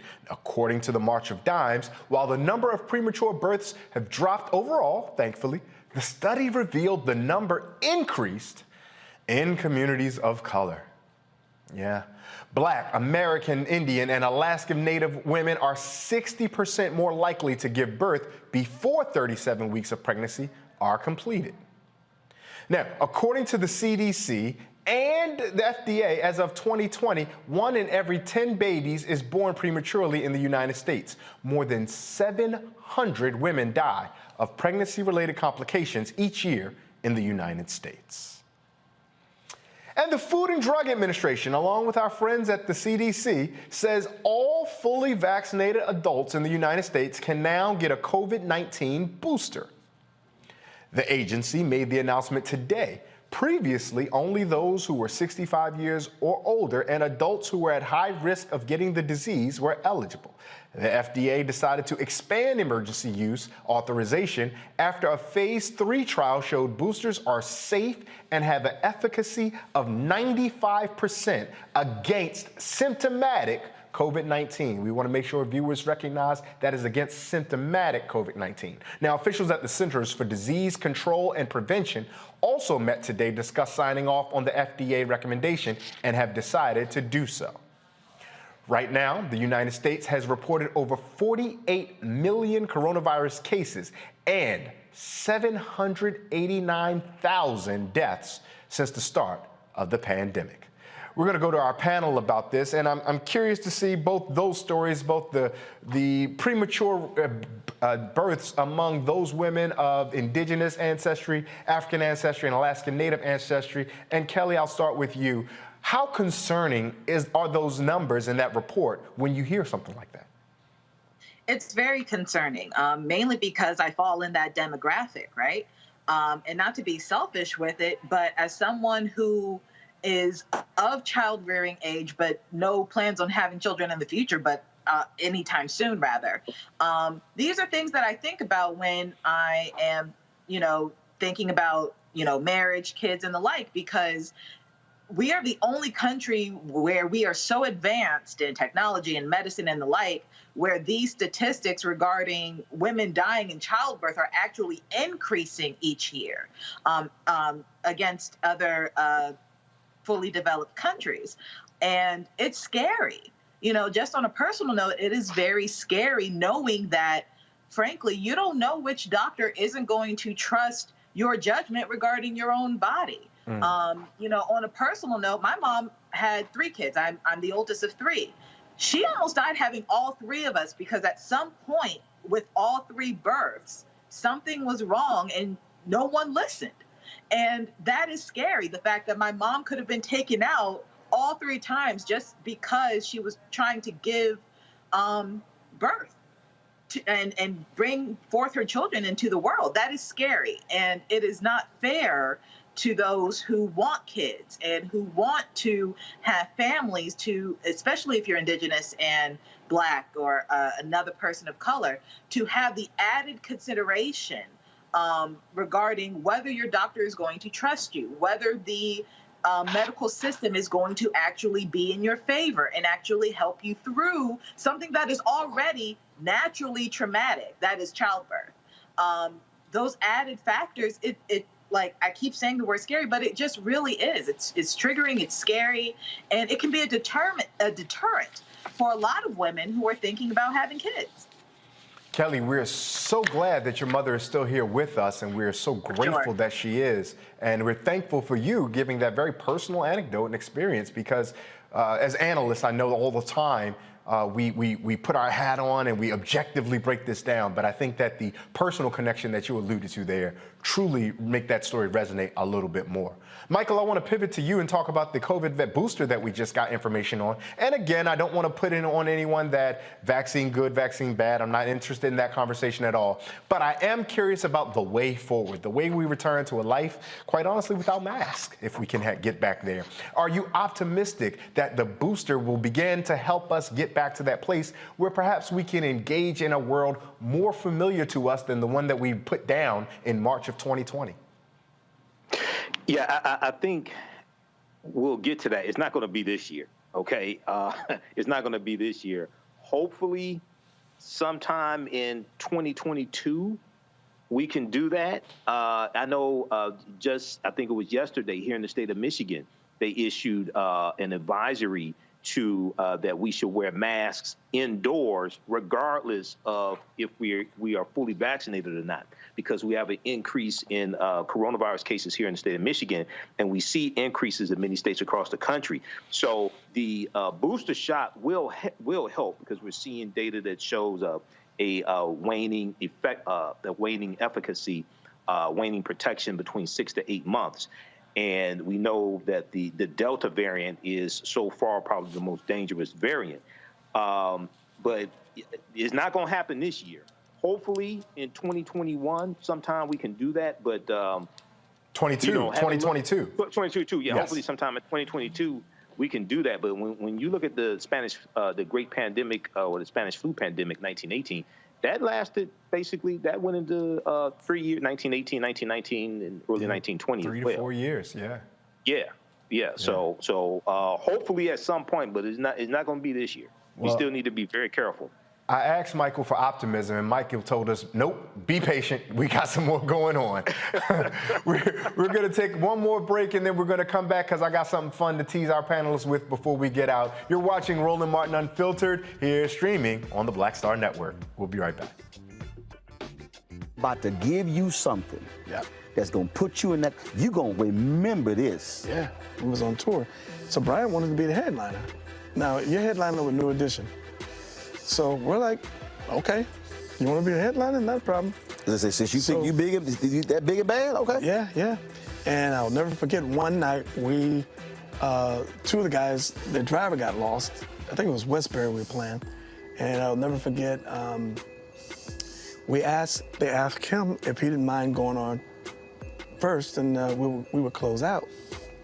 And they came back and he said, no. I'll give him his prop. He took it like a man. It was rough out there. By the time he would come out, you could hear echoes. Wow.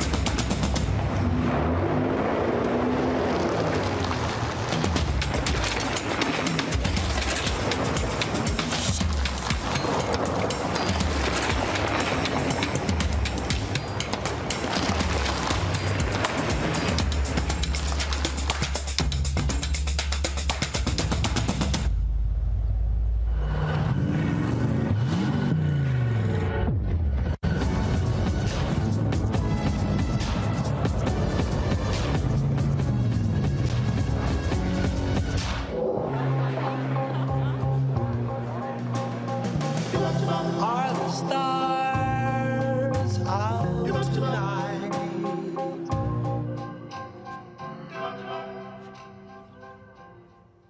Alexa, play our favorite song again. Okay.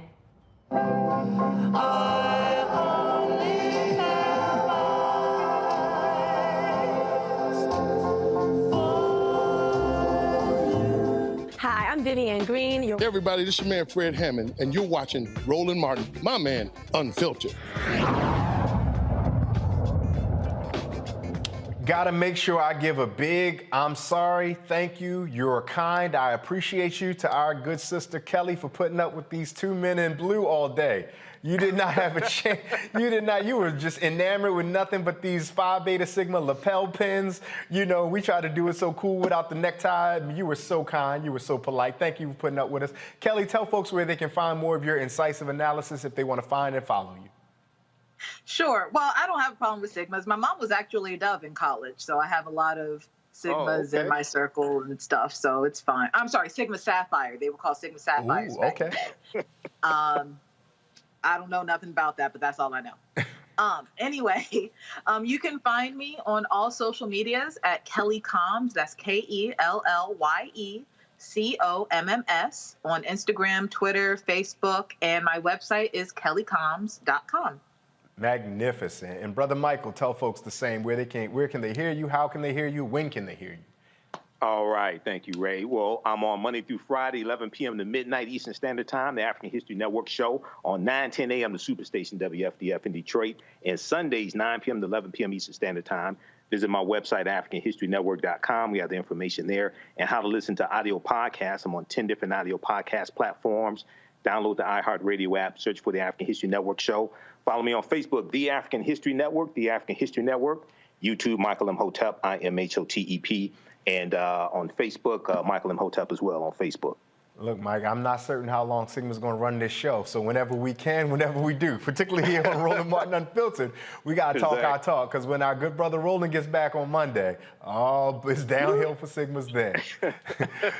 That's it for us here on Roland Martin Unfiltered. Thank you for joining us. And also, on a personal note, I want to thank everybody on the production staff that made this go as seamless as it is. You guys, or viewers, are used to how great and high quality programming of Roland as a host, but the production team made it so easy for me to jump in today, and I am eternally grateful for the entire team. If I name one name, it'll be one name too many, so I thank everybody and thank all of you.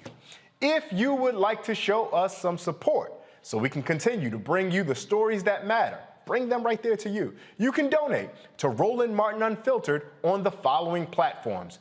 At Cash App, Roland Martin Unfiltered, RM Unfiltered, on PayPal, paypal.me, R Martin Unfiltered, Venmo, RM Unfiltered, Zelle, Roland at RolandMartin.com. Look, man, you can give Roland your money. There are plenty of ways. You see the screen, right? So make sure that you continue to do that so we can continue to reward the staff for their hard work, for their great production capacity, get more and diverse technology, build this out more so we can continue to provide the news that you only hear right here on Roland Martin Unfiltered. Be sure to download the Black Star Network app. It is available everywhere. The Black Star Network app is available everywhere. You can find it on your iPhone, Apple TV, Android TV, Roku, Fire TV, Xbox One, Smart TV, down the street with your cousin, over at your granny house, in your auntie's backyard. You can find it all those places. I'm Ray Baker, and it has been my pleasure to spend this Friday evening with you. I've had a bunch of fun. It is my sincere hope and belief that you also have had a bunch of fun. Thank you so much to Roland for giving me the opportunity to sit in with his audience this evening. He will be back on Monday, bringing the funk as he always does. And in parting, let us remember the words of the Yoruba proverb that if we stand tall, it is because we stand on the backs of those who came before us. Good night and have a great weekend.